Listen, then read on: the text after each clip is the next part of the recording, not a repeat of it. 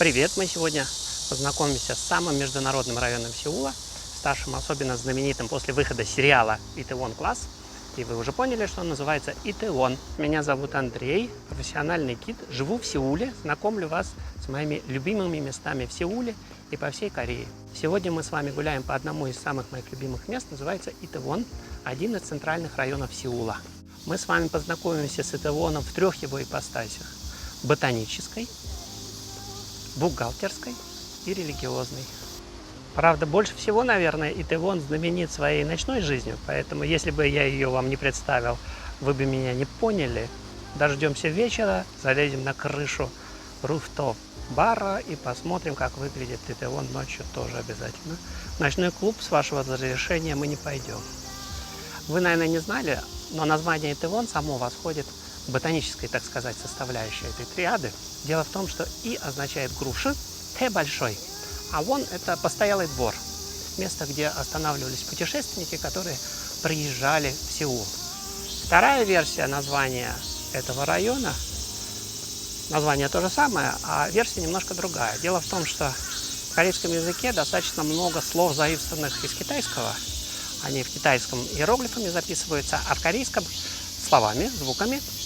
И, соответственно, у одного слова может быть несколько значений иероглифических.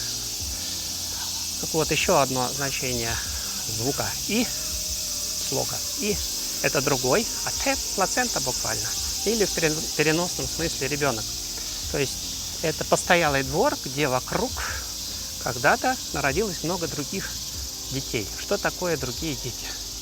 Дело в том, что в Корее с 1592 года по 1598 год была серьезная очень война с Японией.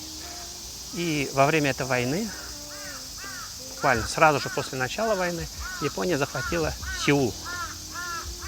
Японские войска располагались как раз вот в районе нынешнего Itaewon'а. После ухода этих войск, к сожалению, у корейских женщин, которые здесь проживали, рождаются дети. Сами понимаете, военные остановились на постой в чужой стране, захватчики. Вот дети, которые родились, они были другие. Отсюда вот это вот второе название, вторая версия названия Itaewon. За моей спиной находится гора Намсан, а если бы мы так шли километра 2-3, мы бы дошли до реки Ханган. Река Ханган делит город Сеул на две неравные части. Одна старая, северная, соответственно, мы сейчас в северной части находимся. Вторая южная, новая. Старая называется Кангбук, новая называется Кангнам. На склонах горы Намсан раскинулся Намсанский же парк. Если противоположную нашему ходу сторону, то есть наверх, за мою спину, идти примерно километр 300, километр 500 метров, мы дойдем до знаменитой сеульской башни, Намсанская башня. Это самый центр Сеула, считается географически. С ботанической частью района Itaewon мы с вами прощаемся. Следующая часть у нас будет религиозная.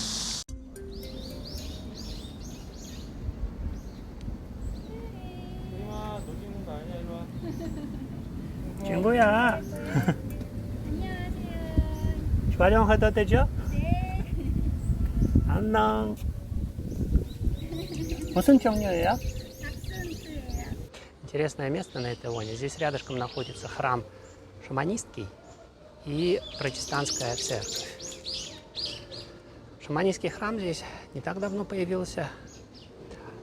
После 1917 года, в это время Корея была частью Японии на самом деле, японцы переносят сюда храм.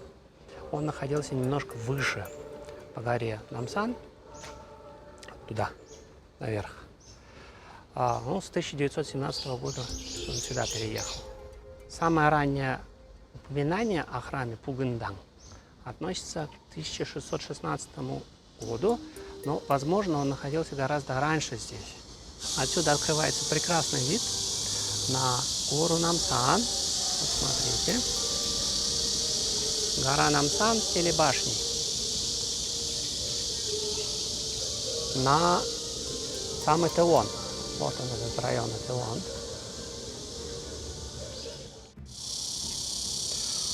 Вот это языческий храм. шаманистский. Здесь, кстати, до сих пор проводятся ритуалы 2 раза в год. Первый день 4-го лунного месяца, первый день 10-го лунного месяца. А за ним Чиилькюхве, церковь протестантская.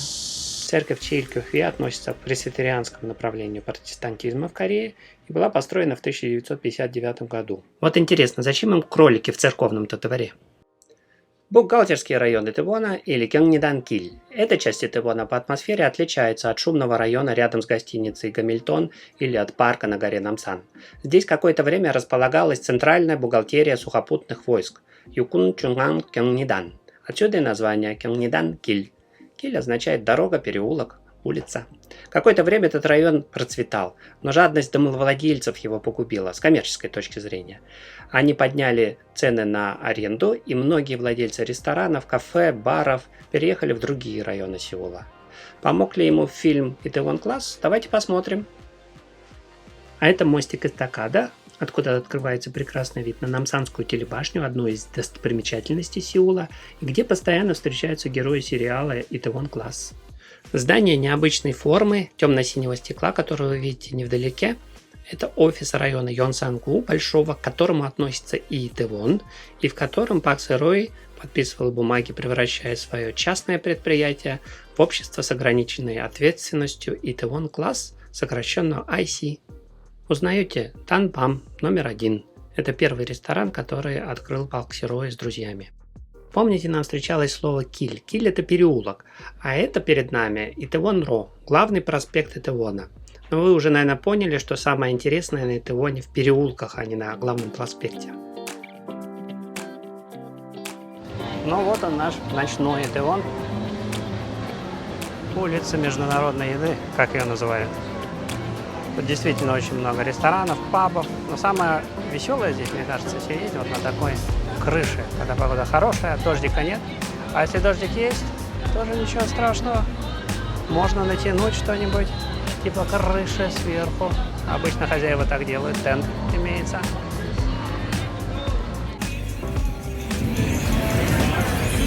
Дальше мы уже не пойдем ночью, и снимать не следует в барах, в ресторанах.